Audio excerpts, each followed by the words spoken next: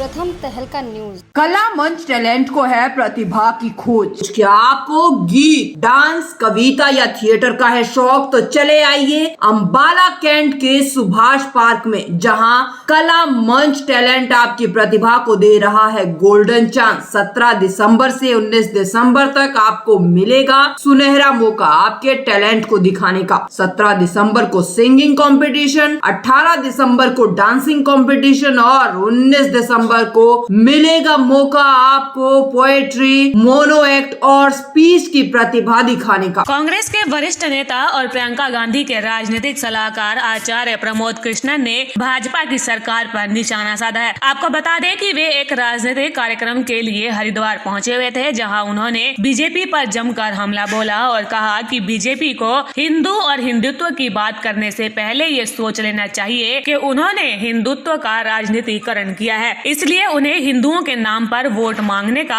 कोई भी अधिकार नहीं है। देखिए, हिंदू होना प्रारब्ध का विषय है, प्रकृति और परमात्मा का विषय है, लेकिन जिस तरह से धर्म का राजनीतिकरण करके भारतीय जनता पार्टी ने कुर्सी हासिल की है, भारतीय जनता पार्टी और उसके नेताओं को, तो हिंदू धर्म का नाम अपने मुंह से लेना भी पाप है।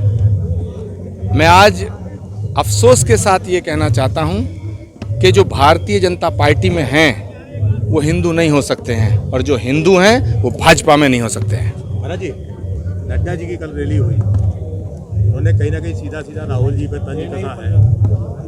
वो ये कह रहे हैं कि इससे देश मजबूत नहीं हो रहा, लेकिन वो कह रहे हैं कि कांग्रेस खुद कमज़ोर हो रही है, खुद वो कमज़ोर हो रहे हैं, उनको लोग नहीं देख रहे, तो हम क्या करें? नड्डा जी के नेतृत्व में भारतीय जनता पार्टी का इस देश में बहुत बड़ा गड्ढा खुद गया है, और उस गड्ढे में पूरी भाजपा नड्डा जी के साथ गोता लगाएगी।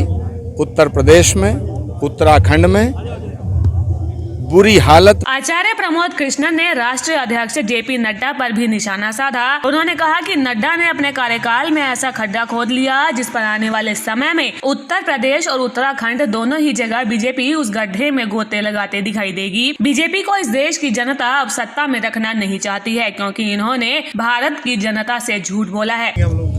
उनके कहने से और मेरे कहने से कुछ नहीं होगा।